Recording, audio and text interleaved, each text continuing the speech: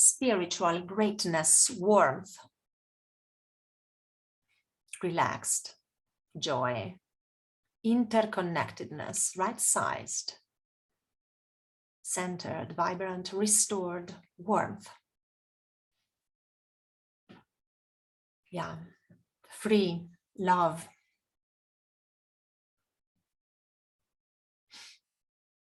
Okay, so now what else do we need to tell you about the impact and the benefits of nature on a coaching session? When we are in such a state of mind, a state of perception and self-perception, how does our decision-making change? How does the way we see things change when we feel like this? So this is for me really the key of how nature can empower us and enable a potential that when we are in this walled environments with artificial lights and artificial taste in the air, it just doesn't unfold.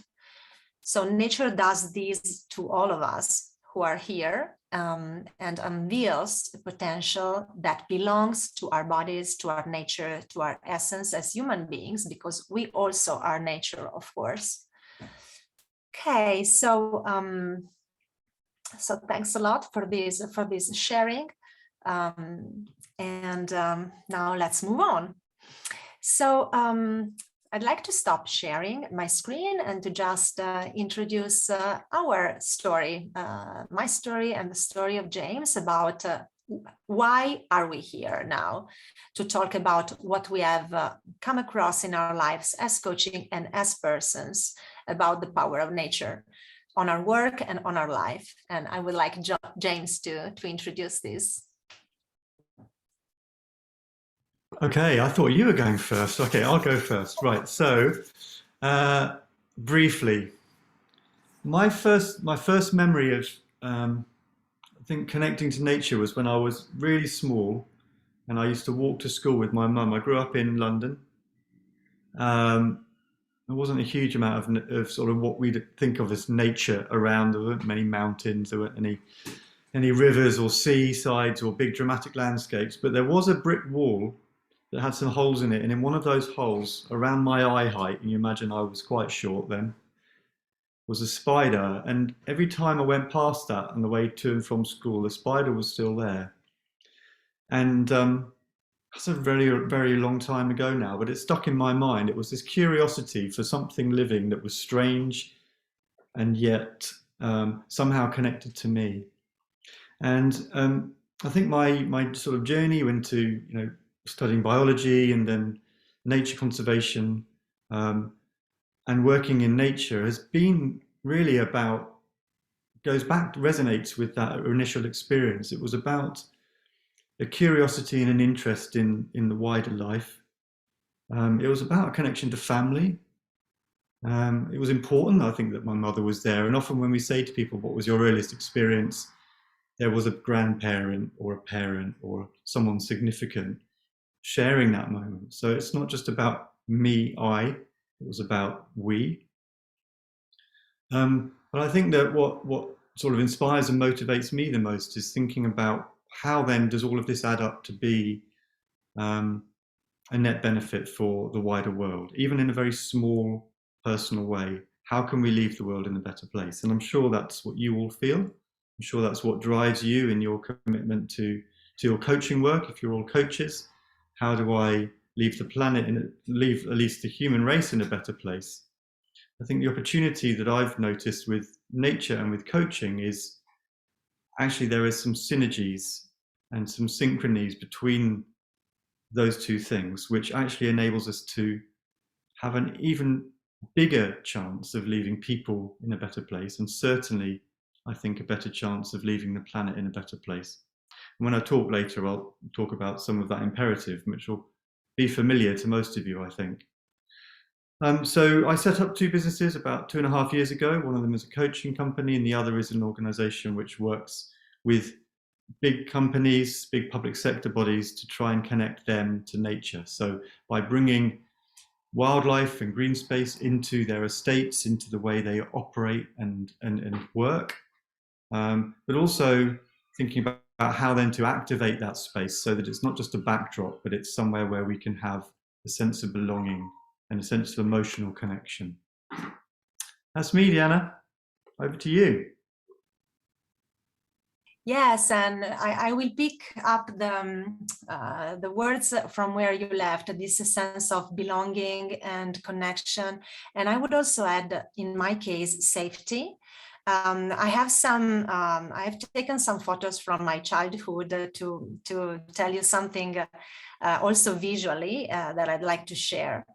So these are some photos that I collected from my early childhood. Maybe I'm sharing the wrong screen. Just let me check. Okay. Yeah. Okay. There we are. Yes. So yes, this is like how I grew up, basically. And in my childhood, my parents were traveling so much, and I was left home so much, so long. And nature was really my safe place where I could feel a sense of wholeness and care. And this is really from my earliest years. Then there was my teen years, which were so tough and difficult. And so that was a long time where nature was just in the background of my life, because I was still living in the same house where I was in this picture, but it was like my attention was somewhere else. And so it took me a lot of years. And when I was in my 20s, I really got back to nature as, again, a place where to remember my connection with my nature. And when I say remember, I really mean recollecting the members of my body, because all in my teen years, I was suffering for anorexia, which is like wanting to delete your body. And so what touches me now that I'm telling you this is that the absence of body and embodiment in my life was parallel with the absence of nature as a daily companion. And so then when I started looking at my life in my early 20s, I started working a lot on me to also recover from anorexia. Nature has been my therapist, I would say, my guide into this recollective experience where I got back to the intelligence of my body thanks to reconnecting with the nature out there. So for many years, I followed my trainers, my mentors, which I still love so much, and that gave me so much about these embodied connection, nature connection practices, until finally in 2009, this was the first group that I led to share in nature, to share what I had explored so far in those years with daily nature connection practices, embodied nature connection practices. So this was the first experiment. Let's see what happens when I share what I found, my way to feel nature, to connect with nature, to make space in my head, to regulate emotions. Let's see what happens. And the response was really interesting and exciting. And so it gave me the trust and the motivation to proceed. And these are all the photos from that very first event. And I still keep on using them because they reconnect me so much with that first opening of what was most, I would say, dear and even sacred to me, these kind of practices. And then I became a coach. And I have worked since the year 2000 in the corporate environment as a trainer, mainly focused on leadership and teamwork, and then integrating also the coaching approach in working with clients. And this was like one of the very first nature coaching session, I would say, where I was working with this client in front of this alpine frozen lake. And we were working on different emotions at work. So this was one of the first experience, not really the first one, but one of the first experiments with nature and coaching outside of a concrete building. And then after a few years exploring this, I started the Nature Coaching Academy to empower other coaches in exploring the same tracks. And this is one of the photos of one of the workshops of last year. And this is the Adda River, near where I live. And so this is the point where I am now. I keep on exploring and inventing around this exploration at the border between coaching and nature. And so far, my key findings, recollecting the feedbacks that I got from over 50 students over the past 3 years about what is the impact of nature connection on me, on the different aspects of me. This is what we mainly found, but I will give you details later. It's about emotional regulation. It's about insights emergence, self-centeredness, well-being, and a calm mind, embodiment, a feeling of wholeness and belonging to the natural world. In synthesis, what I see is that as we connect with nature, we connect with our best possible self. That's what emerges really. And now I will leave it to James to tell you some pieces of data and very interesting researches about how connection to nature enables human potential and action for the planet.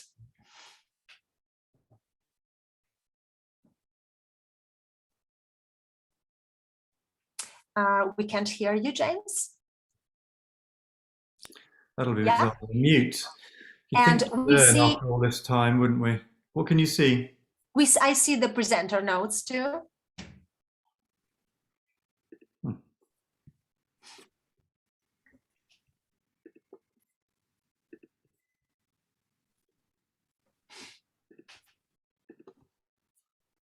Voila. Yes. Right.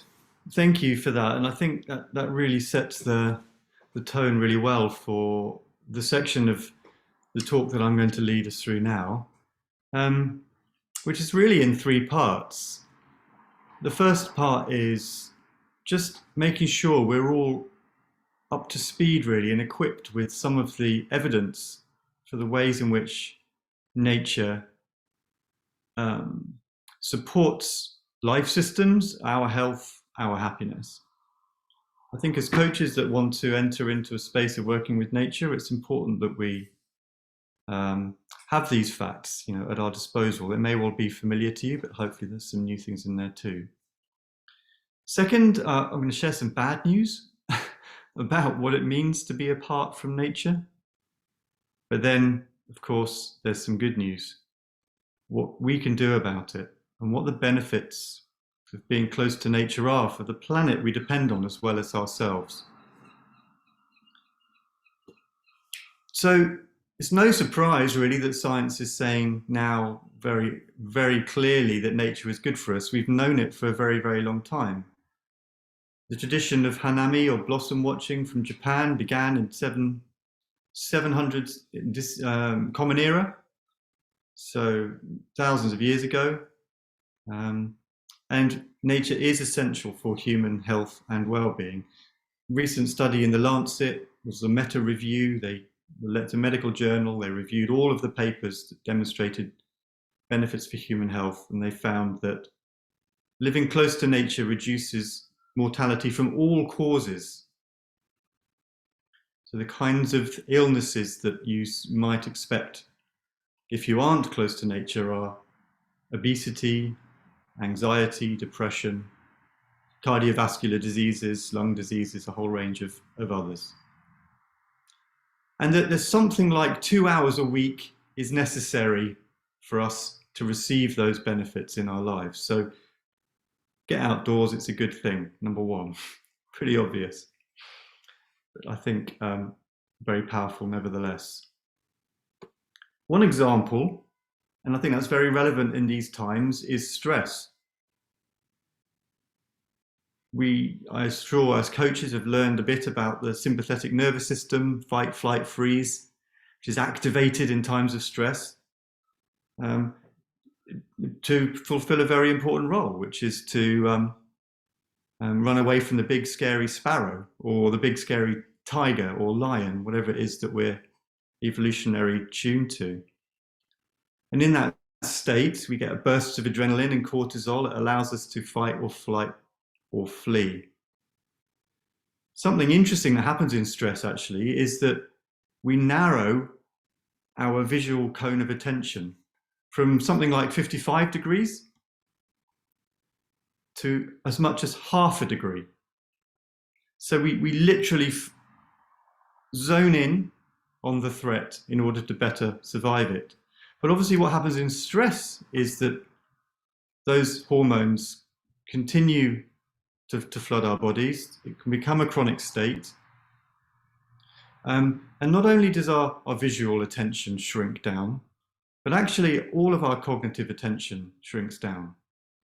So something else that happens when we're in chronic stress is that we turn off our centers of the brain which help us trust other people, build relationships with other people, are open to new ideas, and even think ethically, take ethical decisions based on stepping back and seeing the big picture. There's a bunch of other ingredients in nature that form this recipe of a happy, healthy human. So there's fractals, the patterns in leaves and branches. They're shown to relax us. Natural sound is a relaxant because we hear the birds singing rather than alarm calls. We know that it's safe. Sunlight, we probably all know about what that does to help us create vitamin D, but it also lifts mood, helps us feel less tired.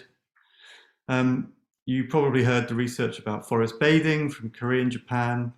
Lots of plant chemicals now under study for their effects of reducing blood pressure, lowering stress, and reducing hormones like cortisol in our bloodstreams, even boosting natural killer cells, which are one of the key things that we use in our immune system to fight cancer.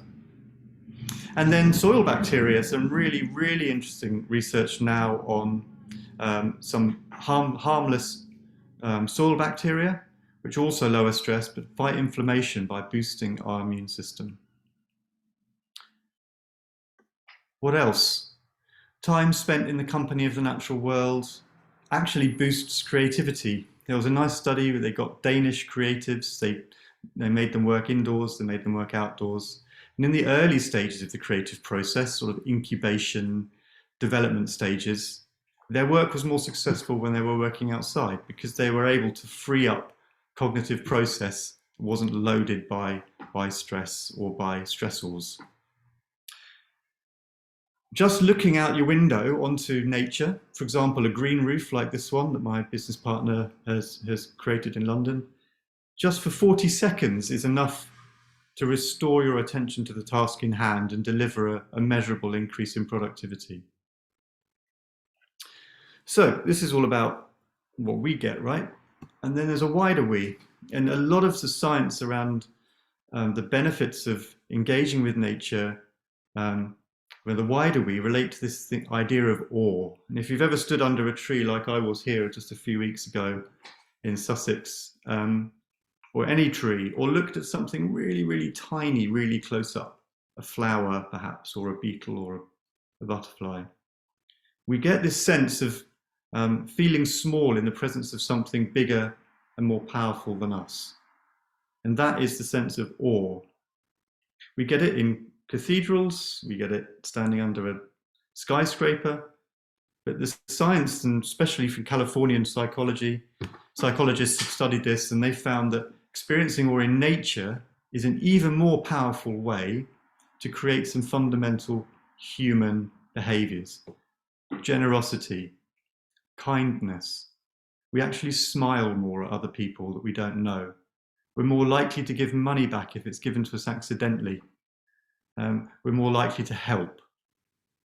So some really fantastic things happen for community health and relationship health when we're experiencing a sense of nature connection outside. The bad news, I'm afraid, is that us humans are in general pretty disconnected from the natural world, especially in the West, especially in the global North. Despite an uptick in the pandemic, when local green spaces suddenly seemed so precious, the levels of nature connectedness in England have actually fallen about 25% between April 2020 and April 2021. 83% of people children in Britain surveyed recently didn't know what a bumblebee looks like. About 30% of adults surveyed hadn't spent any time at all outdoors in a green space in the previous month. And we also know that the impacts of a lack of access to nature are grossly unequal. Black, Asian and minority ethnic people in this country, and I'm sure it'll be the same in many, are twice as likely to live in green space deprived areas, that is, not live near green space. 4 times less likely to have an outdoor space at home, a garden, even a balcony. A study in the Netherlands not that long ago made an estimate that a 10% reduction in green space is equivalent to about a 5-year reduction in life expectancy. And I think as coaches who work with clients, I think it behooves us to be aware of the difference we make and can make, and think about the societies that we serve, and think about ways to bring benefit to all. We know that even when we do go outside and find nature, it may well be impoverished. 28% of all species assessed in the world are under threat of extinction. I'll say that again because it's pretty staggering. 28% of all species assessed in the world are under threat of extinction. And over the last 50 years, there's been a 68% drop in animal populations. And as those ecosystems are disrupted, the risk of human exposure to pandemics and lethal zoonoses increases. I'll get to the good news in a minute, don't worry. But we sorely need to activate citizen power. In the Yale Climate Opinion Survey, 37% of Americans aren't worried about global warming.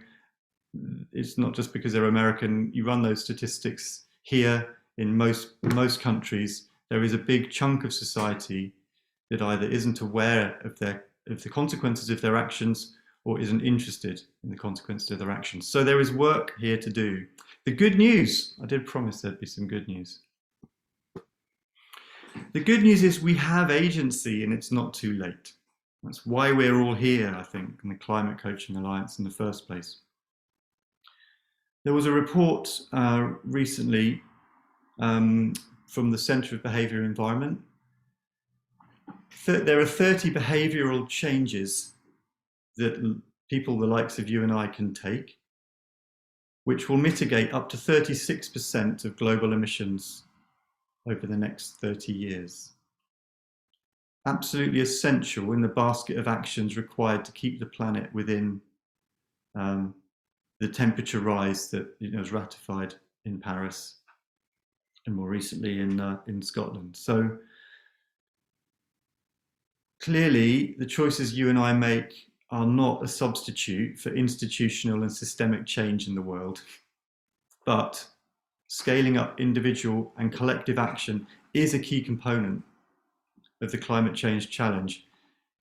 I read recently that in our lifetimes, the average human will influence something like 10,000 people to change their behavior.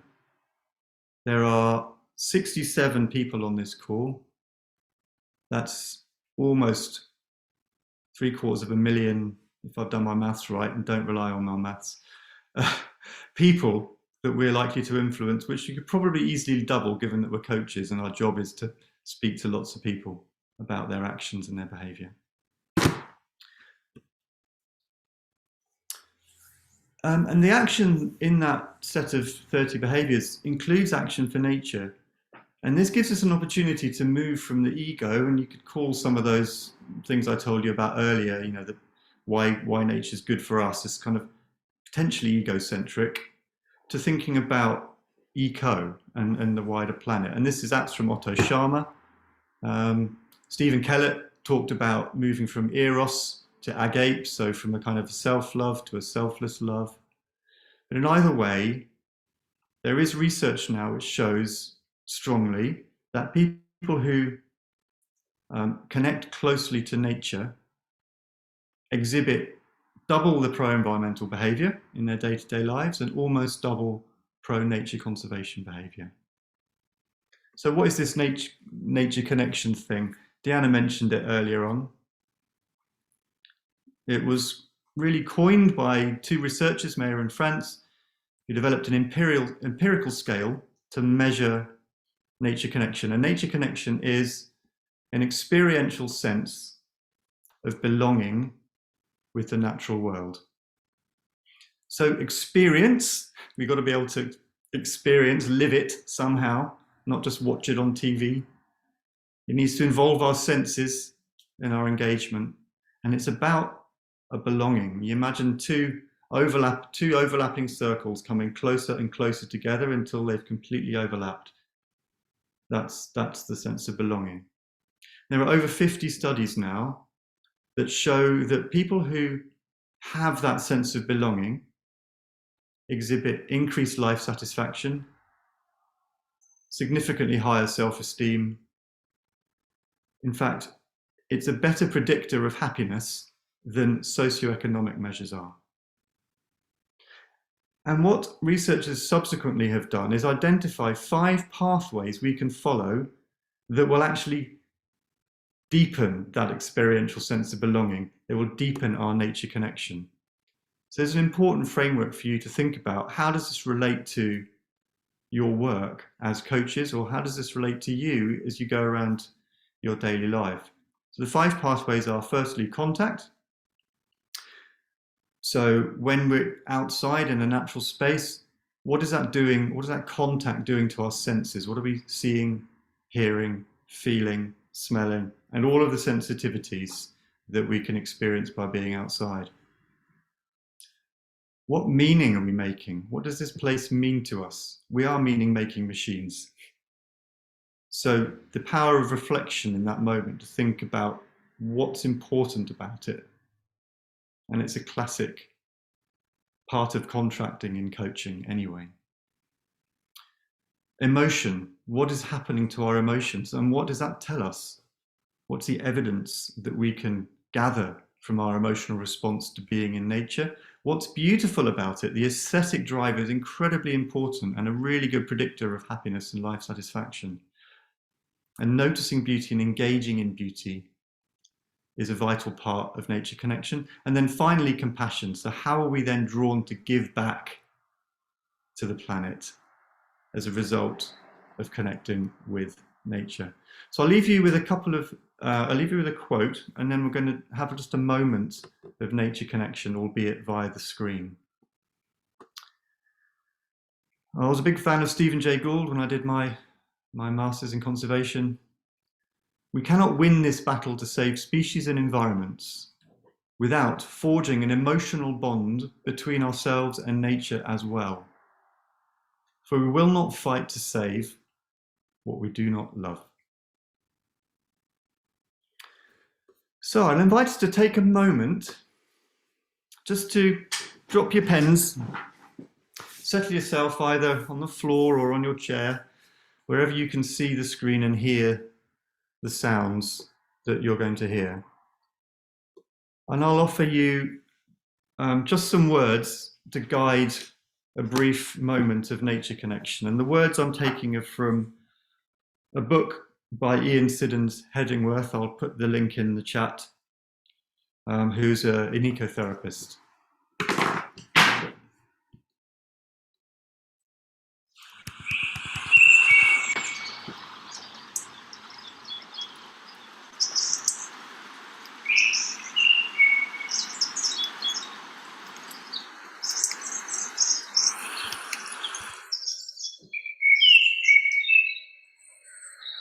Imagine you're lying on the forest floor now, looking up at those trees. See how the canopy of branches float like islands in a sea of blue. See how they make maps on the sky. Look for your journey there. Allow yourself to settle into stillness. Allow yourself to be. Allow time to pass. Imagine the roots below you.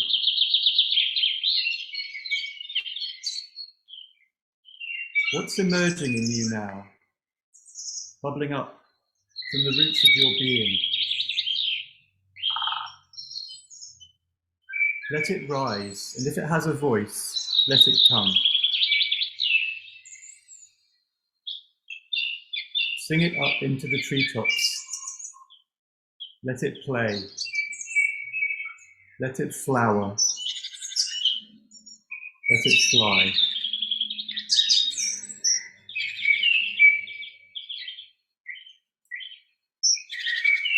Let's take a moment to come back to the room.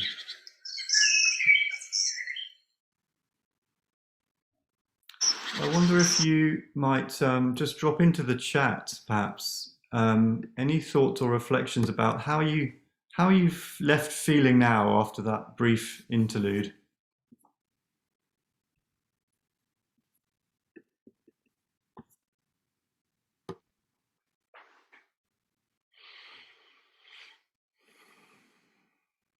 More relaxed and calmer, Mindy. Yeah, that's common reaction.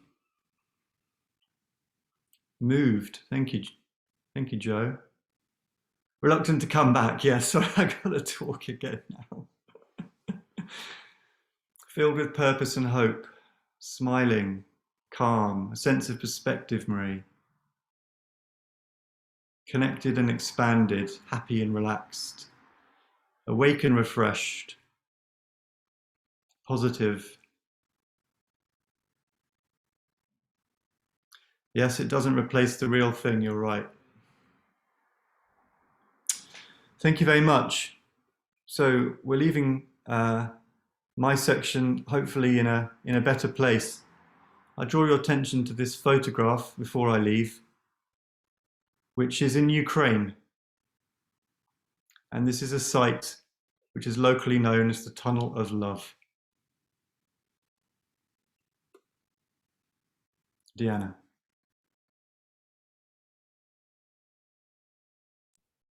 Wow, that was a surprise for me.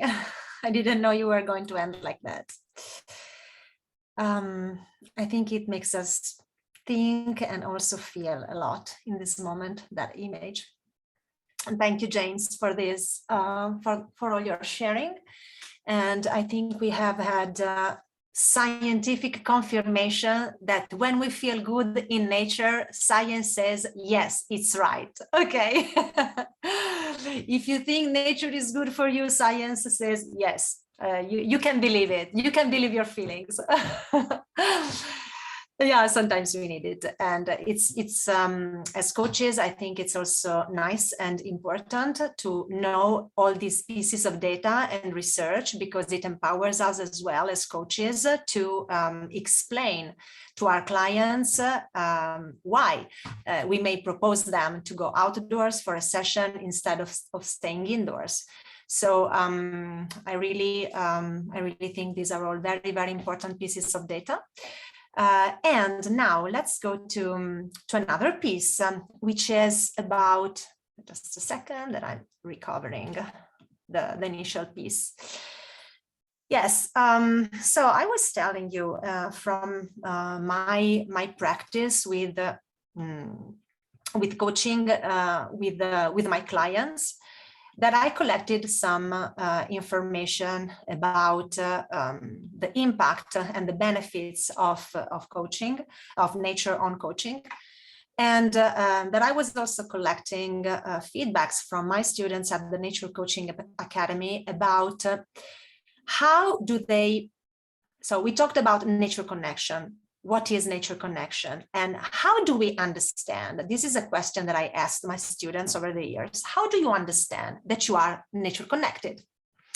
So I got these feedbacks from from the students, and I have clustered them in 3 different groups of feedbacks. So they understand, and we understand, that we are in a state of deep nature connectedness, I would say, when we feel that after spending some time, staying sometimes with nature, we feel a need for silence, for slowness, gentleness, being invisible. Like you don't want to make too much noise when you go around. You want to feel like interwoven in the fabric of of people, of places, like really being just part of, not being so evident. Avoiding loud sounds, artificial lights. Absolutely, when I come back from my nature coaching session, the last thing that I would do is take WhatsApp or any other social media or my digital device. It's like I stay very well and I feel very, very well where I am, in that state of feeling at one with nature. And there is some mysticism there. And it's maybe this feeling of oneness, of dissolution of the boundary between me and not me, that makes sometimes the experiences of nature connectedness so much sacred for some people, with the sense of sacredness. Then when we are in a state of nature connectedness, what emerges is a state of perception that is marked by a calm mind, feeling of wholeness, pleasure in the body. Pleasure is a key aspect of this. So you feel, and there is also evidence that nature connection reduces the need for anti-pain medicines, for example, and relieves the feeling of pain, for example, in patients after operations and in rehabilitation. So there is also evidence in this. Sense of alignment in our most authentic self. These are all feedbacks that I got. Increased sensory awareness, the colors, the sounds, the shapes, everything seems more vivid, like more vibrant with life. A feeling of enchantment and awe, feeling the beauty and the preciousness in every little aspect of nature, losing boundaries between me and the non-me. And this is what makes these experiences closer to mysticism and to deep mindfulness, intense joy of simply living, existing, being there, and gratitude. Love of life, biophilia, this word that has been made up from these 2 words, philia, which in ancient Greek means love, and bios, life. A strong feeling of belonging and interconnectedness inside out. And these are all reflections of your word cloud in the beginning. So this is an experience that we all share. And then humbleness. The last piece is that when we are in that state of deep nature connectedness, we feel an ability to develop new perspectives and insights on my issues. We are more capable. Sometimes I take my problems and, which is not nice for the tree, but I take my problems to my favorite tree, which is in these last months, a walnut tree in the little wood behind my house. And so I do my practice, which is an embodied mindfulness practice in synergy with this tree. And sometimes after a few minutes, I don't even remember what was that problem that was so excruciating for me just a few minutes before, because it's like I really entered a different state of perception of myself. And in that state, problems like change completely, or even, I don't say disappear, but really change shape. Disconnection from thought rumination, empty space in the mind. You get more clear and crisp in your thinking. And then holistic views emerge. You see things from a wider angle, which usually shifts also the approach to resolving an issue or a problem. And there is the detachment from negative thoughts and the ability to regulate uncomfortable emotions. This is all a really emerging field, the emotional intelligence trainings in nature, outdoors, because there is more and more evidence that nature enables mood regulation and emotional regulation. So we have seen some indicators of nature connectedness, but how do we get there? I mean, how do I get all those benefits, all these, all these aspects of what is most beautiful about staying with nature? And sorry, I by mistake changed the slide. So how do we get there? And in my experience, what emerged also from my students and collecting feedbacks on this question, how do you get there? What enables those states is what I call activators of nature connectedness. And in my approach, it's embodied and contemplative practices. And I will just name a few among the dozens that I could name that have been referred by my students, which is moving or walking slowly, breathing awareness, stretching slowly while noticing nature around, sensory mapping, body scanning while outdoors, mindfulness, contemplating specific natural beings or aspects of the environment or landscape, and many other kind of embodied practices that it would be really long to mention now. And then also specific intentions. So it's not just what you do when you're there with nature, but it's how you orient your attention that makes the difference. And it's, for me, creating this shift from just me, human, perceiving nature, to nature perceiving me. Just acknowledging that it's not just me, the only living being that is there in nature, but there's a collection of living beings all around me that are feeling me and that are alive with me and that look at me from the soil, from the air, from the trees. I am always in relationship. Do I notice this? So this shift in my point of view enables somehow a state of deep nature connectedness. This is sometimes an intention that I like to ask my students to follow, which is, imagine that you're going to a date with this wood, with this river, with this mountain. You're going to a date. You really look forward to it. You really hope that the mountain will like you and that you will like the mountain, but who knows? So it's another way, another intention to create subjectivity in nature. As you walk, and tomorrow morning, I invite you to be with me for a practice of like this in the morning. I will tell you more at the end. In the early morning for the Climate Coaching Alliance, I will be hosting an experience like this. So a walking experience, which you can do also indoors, where you feel the impact of your footprints on nature. So it's not just you walking, but you are walking in relationship with something else, which is our planet, and so on. So just to give you a kind of examples about what I mean with these specific intentions, to give a tri-dimensional approach to your relationship with nature. So all these activators, as I call them, point here to shift the inner space from which we operate. And this is a quote from Otto Scharmer, which is one of the researchers I studied with. And for me, the key aspects of my way to do nature coaching, as I told you, there are now, when I started out, it was just a society in a company in the US.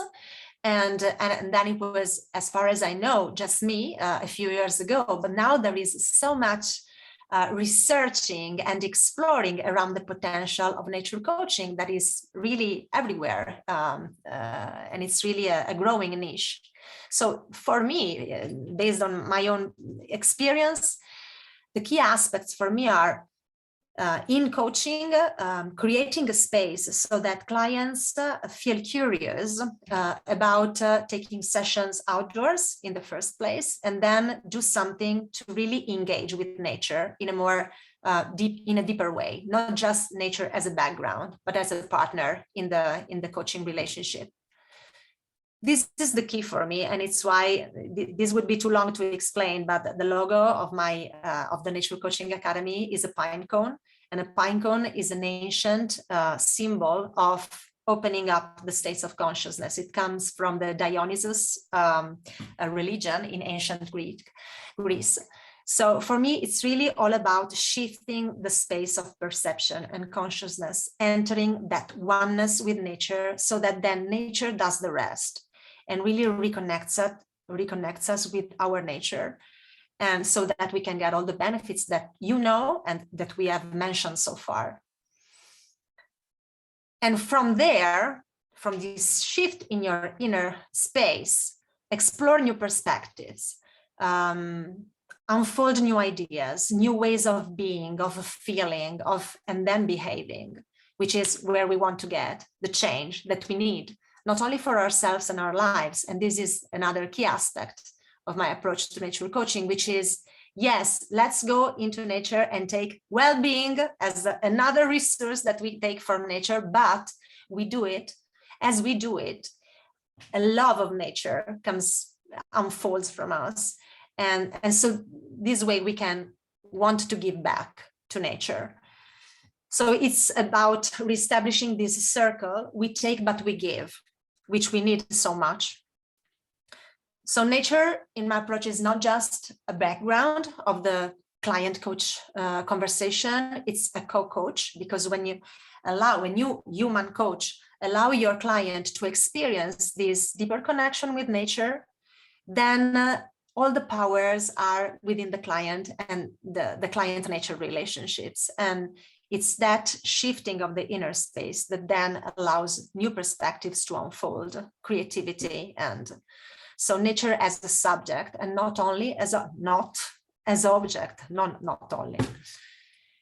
And so we like to connect with nature, but I also like to ask myself, what does nature like about me? What does this tree really want from me now? What does this river really want from me now? And this also changes the way that I stay with nature there. So this is a bit about the philosophy, and now we'll go into some pieces of the practice around this. So just let me recall the slides. So the key aspects also are, okay, this one that I said, because by supporting our clients to connect with nature in such a way, we give the client an approach that he then can use in his life or her life, even autonomously. And I think that as coaches, our work is really to enable the fullest autonomy of our clients and expanding their potential for self-care and self-reflection and self-awareness and empowerment. And so by working with the client in session, in this way, we can give him tools to deploy on his own. So the foundation for me is that you cannot lead a nature-connected session if you don't lead a nature-connected life. And who you are is how you coach. So for me, the first thing is starting from where you are, by growing your nature connectedness, exploring some new practices and developing routines of nature connection and reconnection between your body and the body of nature. And when you get familiar and confident with staying with nature in a certain way, in a deeper way, then you can also start exploring this opportunity with your clients.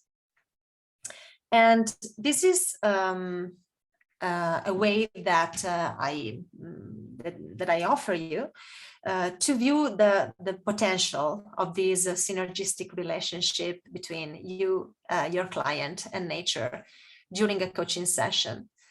So given that your personal practice lies at the heart of this approach and your confidence in this, then the potential is really wide. So the first thing is just basically take your session outdoors, and even just walking and talking with your client, which is something that so many coaches are now exploring and doing, you will see that it creates a difference in your relationship. And Alexandra Byrne from the UK has created such an interesting research around exactly these, the walking and talking practice, the staying outdoors for your session, the getting inspired by the natural environment. I will share that piece of information in the resources that we will send you after this webinar, so you can get to know more of this very interesting piece of research that she did. So first thing is that move outdoors. Then you can start looking at nature as a supplier of inspiration and content. So you can use your fantasy and engage your client into using natural objects to talk about the topics of the session, using found objects in nature, natural objects to describe an issue, to describe the problem, or the solution possible, or talking about the person. And this is also very powerful in team coaching. I usually offer this kind of experiences where people talk about the topics on the table using natural objects and creatively using them to express also the potential for change or for to enable a certain transformation. Then it's another layer covers nature as a connector to collective and personal unconscious and to nature's genius. This is the piece of the work that you can do and explore, where you go outside, you are with your client, the attention of your client, for example, is caught by a certain aspect of the natural environment. And then you stay in the moment and explore the embodied sensations that arise from this relationship, but then also maybe offer the client the opportunity for a deeper research outside of the session, where the client can explore what was that natural being behavior or ethology or aspects of the natural life of this being that somehow reflect something about me, my potential, or what I'm doing about this topic that I'm discussing. So it's about creating a bridge of curiosity and connection with some aspects of nature, and getting to know deeper, to see the connections with who you are today and what you're bringing to the table. But also about the aspects of the symbology of the natural environment or a specific natural being that you come up and you can meet. So this unfolds a whole field, which for me is very interesting, that has to do with the natural archetypes, with the transcultural symbology of natural beings. And this is for me the deeper part, when you enter those states of deeper consciousness, expanded consciousness, and from there, in the same state of your client, you support your client into a deeper connection where the information can come directly from nature, and sometimes from what I would call the unique character of the place where you are. And the ancient Latins had this word to express this, which is the genius loci.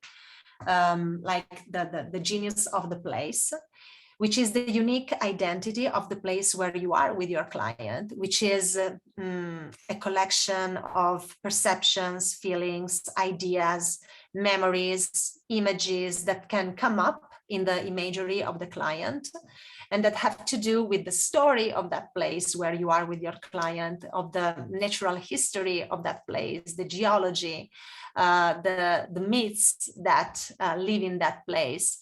And sometimes exploring this can be really interesting for the session. And it unfolds new ways of thinking to the specific topics of the client.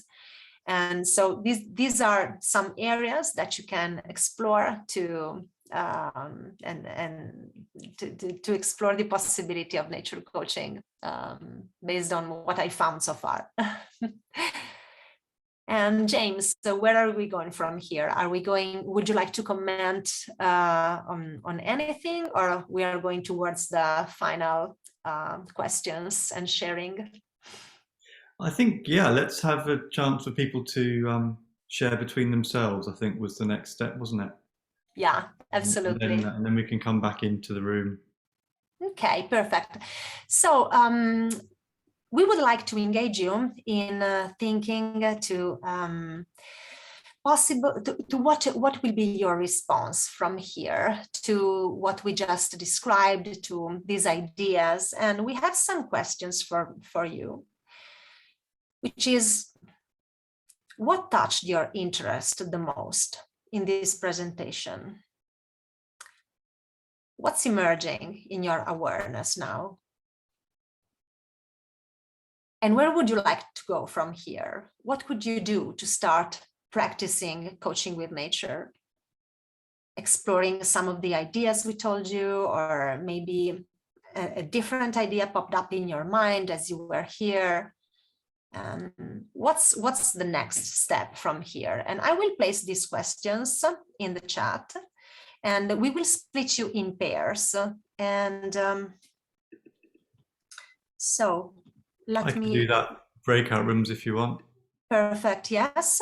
So we will split you in pairs, and it would be lovely if you could take some minutes. Let's say, how many minutes would we like to give? Like 8 minutes? Yeah, relatively short, and then we'll come back. Sorry, don't put me in the break room. Okay. Dionysia, okay, yeah. Okay. Just okay, don't join. Yeah. Perfect. Okay, so okay. I'm placing the questions in the chat, and it would be lovely if you could take these next 8 minutes to share with your partner about what's coming up and what are the next steps for you. And we'll see you again here at in 8 minutes. I won't say the time because everybody's in a different time zone.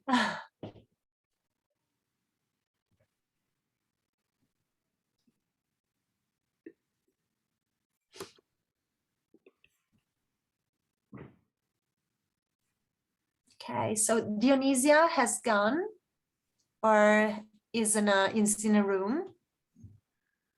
I'm just looking now. I'm moving a couple of people because looks like we've got some dropouts. Yeah. So we've got, yeah, I think we've got at least 2 people in each room now. So right. Sandy Stanko is here, but I don't think she's connected. No. Then we have a room with 3. Yeah, we've got 2 to 3 in every room. I think it's fine. Yeah. Okay. Let's just looking for Dionysia. We've got Anna and Lenny together. That'll be interesting. So that when they come back, we have 5 minutes or so for the question and answer. Yeah, I mean, we can meet this fairly short, can't we? I think we can finish it at give them 3 or 4 minutes more or something, 5 minutes. As they come back, you mean? Yeah, we want to do our finish. We need to do the finish bit, don't we? So. Yes. Would you like to close? The risk is everybody disappears before we've Yeah. shared our offerings at the end. We can write to them. Yes, absolutely. I think keep this bit short. We've got 5 minutes left now, so maybe give them 3 more minutes or 4 more minutes. Do you think? So far, there should be 6 minutes left. It's 4:50 now. Exactly. Well, it's a bit different for me. It's 6 minutes to, it's 6:44 for me now, which is 5:44 for you, I think. Oh, the time. Sorry, I thought you were talking. Okay, yeah. I'm looking at the minutes and seconds on the clock in the breakout room. That's what I was looking at. Okay. Sorry, I confused you. Sorry. Do you think it was okay? Yeah, it seemed like people were listening and got some nice comments and stuff. So, yeah. You happy? Yeah. Good.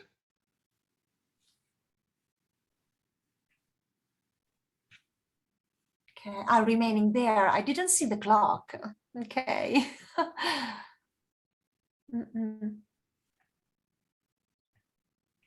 Yeah, I will leave it to you for the closing. I feel like I talked a lot so far. Oh, that's what it is. It's a webinar. I meant to talk a lot.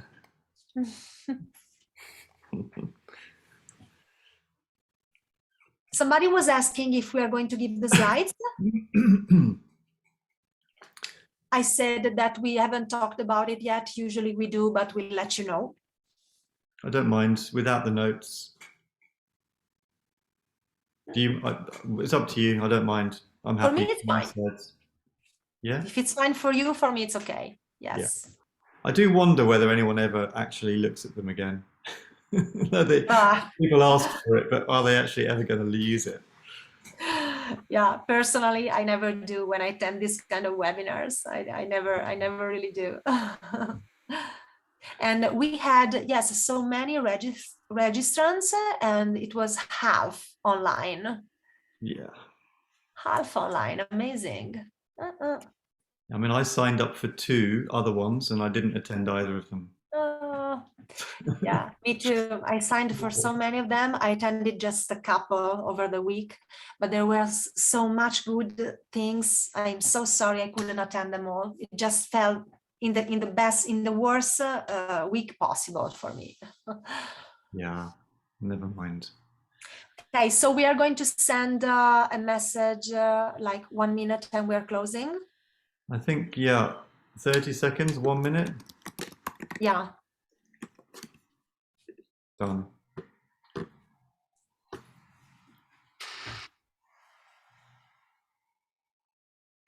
I can't remember whether you put the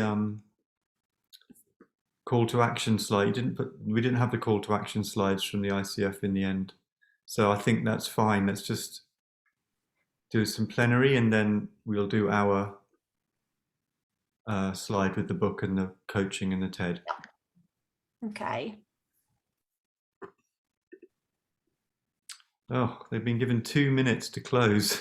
2 minutes, no. Oh well. Okay. That's okay. It takes us up to 10. But it's okay, huh? Because it was, it's right, 2 minutes. With 2 minutes, they get to 8 minutes.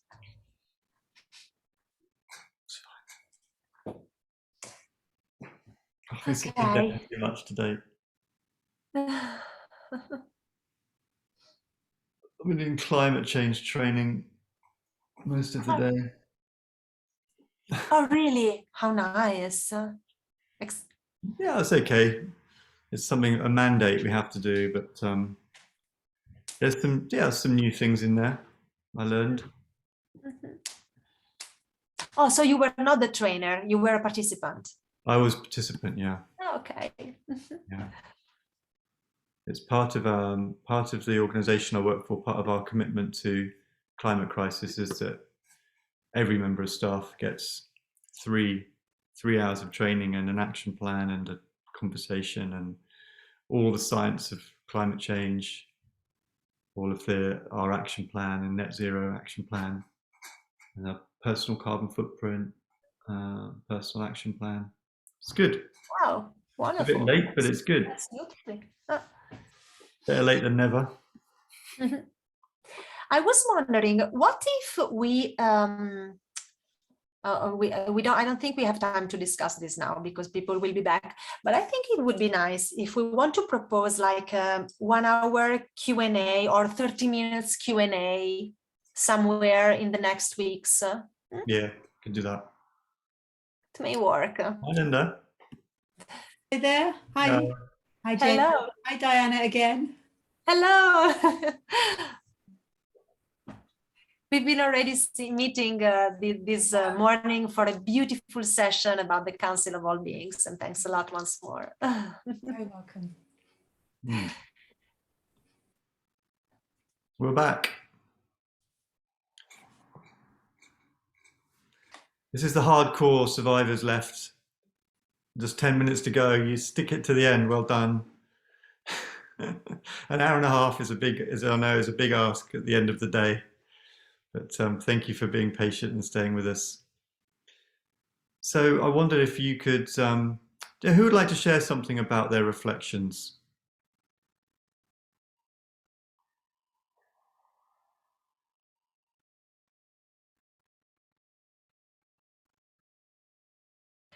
Or if you have any questions and want to place it in the chat or just unmute yourself.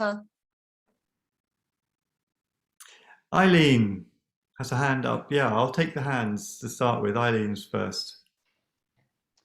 Yes, I just wanted to say that hi there. I just wanted to say that I really appreciated, Diana, how you kind of mapped out sort of that process of getting connected with nature, because it gave me a frame that I realized I'd started doing without even realizing it. So for example, you know, I've used outdoor coaching, nature as a background. I've used object and metaphor, right? And I was saying that recently in the last few months, I've actually gotten into some biomimicry and trying to get deeper into that. But I have to say that I'm a little bit intrigued by nature as a co-coach, and I'm not quite sure how to get there, you know, like what would be actually reaching that stage. Yeah, well, I will share with you some resources, and especially 2 audio guided files that I prepared that can help you reach that state of deep nature connectedness, because for me that is the place where you really relate with nature as a partner. So when you enter that deeper state of mind, of awareness, of consciousness, that's when insights start to emerge. And for me, that's when nature is speaking to us the most. So it's a very personal experience. It's not even so easy to express it with words, because it's really on the border between cognitive and embodied, and so it's not so easy to express that. But maybe those 2 audio guided files will help you reach that point where you enter the experience beyond the words, and so that can be a starting place. Also, now James will tell you, we had a TEDx talk where we offer another idea of practice, which is based on the find, focus, and feel acronym, 3 Fs. So maybe that can also be a way to enter that piece of nature as co-coach. Thanks both. Anna has a hand up. Hi. So in our session, in our breakout room, we talked about that diagram that you had with the circles, being incredibly useful, because people can sort of plot themselves on that as to whereabouts they are on that journey. And then we also spoke about nature as co-coach, where you've got not just a kind of dyad, but a triad, where there's three people with nature as a kind of person in that, and how the relationships kind of cycle, and you've got your relationship with the client, your relationship with nature, the client's relationship with nature. So it's really interesting. Yeah, in that that for me is the most interesting piece, and it relates so much to my experience that sometimes I lack the words to express it. But I see, one of my students was here, she's just left, and maybe she could help me telling you what she learned with me, because sometimes I'm not even so able to describe, you know, what is in a few words. Because it would be much more easier for me now if we were all together and enter that relationship with nature. But describing it in words, it doesn't work so much. But just for a more maybe clear explanation, for me, the idea is that when we are in this triad, yeah, like you said, it's like me, the coach, I become the facilitator of the dialogue between the client and nature directly. And when your client is there in this wider headspace, then the subjectivity of nature takes the place of the human coach, and so this silent dialogue, which is mainly embodied, really unfolds a deeper potential for the client in terms of insights and creativity. And so this is the kind of relationship that I have in my palette when I work with clients. But the first thing for me is to experience that in person.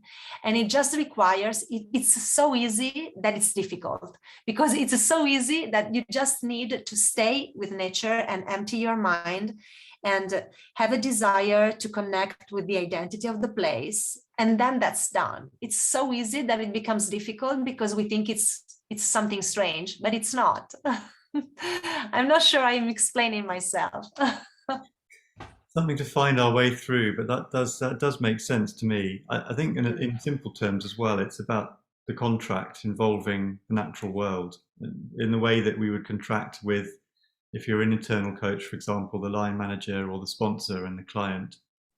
How do you do something not dissimilar, thinking about the natural world and the role it plays, and perhaps there are questions that the natural world or the environment might ask that can be voiced by the client in that process. There are no other hands up, so I think we're going to draw it to a close, just with a final word from what Diana and I are going to share with you after today. If we've got your email addresses, then we can be in touch with you with some resources.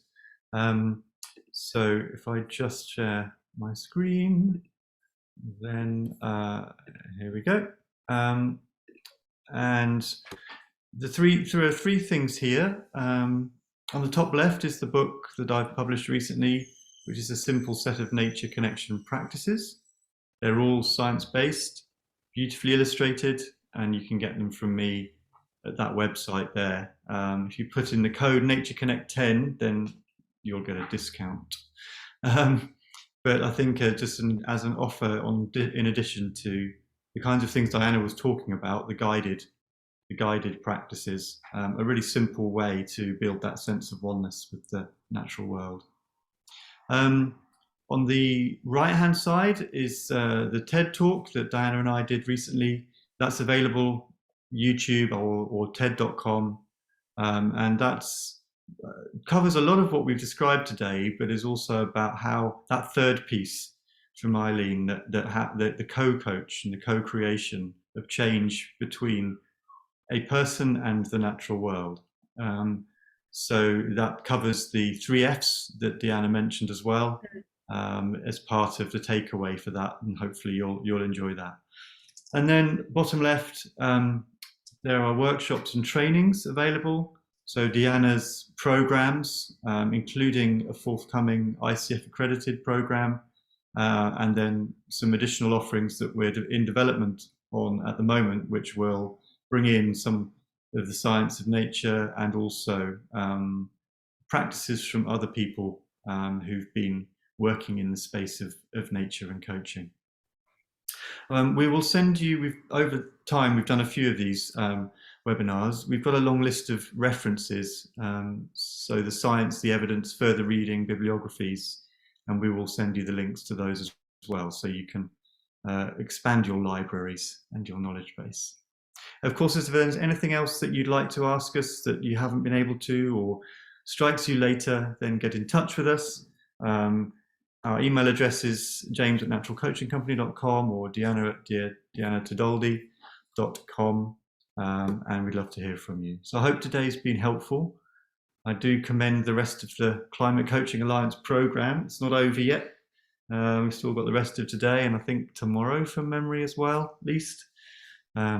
So I hope you've enjoyed today. Let us know how you found it, and go well. Enjoy your evenings or your mornings or your afternoons, wherever you are. And may they be full of nature. Thank you. Yes, thank you. Thank you so much. And you will receive the email with all that we promised in the next day or so. Thanks again. Enjoy the rest of your day or night. Ciao. Bye. Ciao, ciao.